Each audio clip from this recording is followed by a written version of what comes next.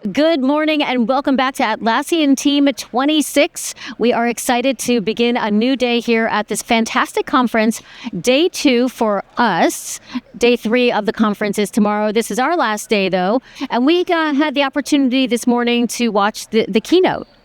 Yes, a very interesting keynote indeed. And I think we are witnessing the birth of a new species. That's what I heard. Yeah, and what was that birth of a new species that that CEO and co-founder Mike Cannon-Brookes was talking about? So I think what he was saying is essentially there's a fundamental re-architecturing of value across the enterprise and of course across generally the technical platform that powers the enterprise. And that's really where AI comes into play.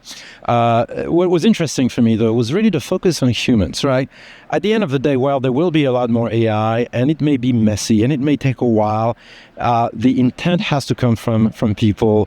The trade-offs have to be weighed and arbitrated by humans. And more importantly, there will be ambiguity. And that can only be arbitrated again by humans. So it was a very interesting message to really say there's that combination that you need to get to.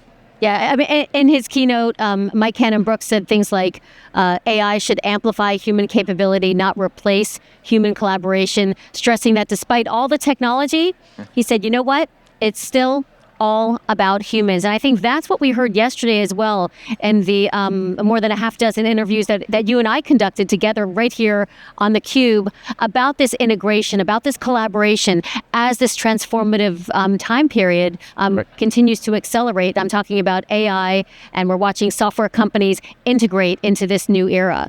Exactly, and the ecosystem, of course, is also coming along. I mean, it was interesting to hear that one of the maybe first implementations of agentic AI for sort of eat your own dog food implementation was described by the head of HR. Yeah. We also heard from the head of product yesterday that 2026 was probably one of the most pivotal or critical years for the product, for the platform, certainly in his opinion. So what Dave was telling us, and I think clearly we're seeing something different this year.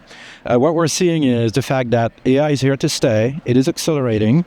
We are not past the sandbox type of projects, and now you need to make this work. And I think the play for Atlassian is to really provide that connective tissue between what was and what will be, between the people and AI, and really do that in a way that's also very open. And I noted the AI Gateway, which is another thing they're working on to really bring together internal and external models and make it easier for any organization to converse in AI and leverage AI to the maximum. Yeah, Atlassian certainly highlighting it in the keynote. Mike Cannon-Brookes, that connective tissue that you're talking about is the teamwork graph.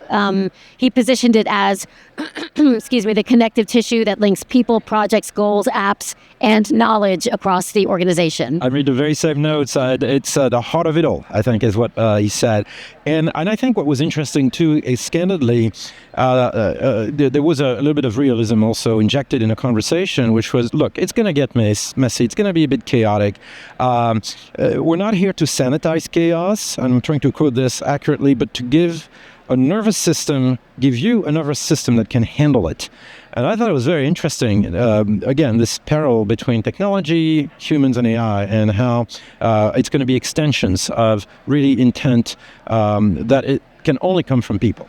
Yeah, and he's really showing how this sort of working relationship of collaboration between AI and humans is possible through their tools here at Atlassian, which is truly amazing if you think about it. Also amazing, what I find is one of the use cases that we learned about yesterday. F1 is in the house when it comes to Atlassian. That was amazing. Yeah, that was a great conversation. Definitely a great segment to watch over and over again. And of course, so many things can happen in Formula One. But it was very interesting to see how all the technology not only comes into play, but improves performance all the time. So I think it was, for me, one of the most unique use cases because in many ways you can apply to all sorts of industries, not just a very, fast car. But I think we also heard from other executives about how strategy can become or is part of the conversation. And that's what when we talked to Asha, she certainly made very, very strong points around how strategy is really what you need to have and how you can literally deploy it through all of your through the technology platform and through all of your applications. And that's critical.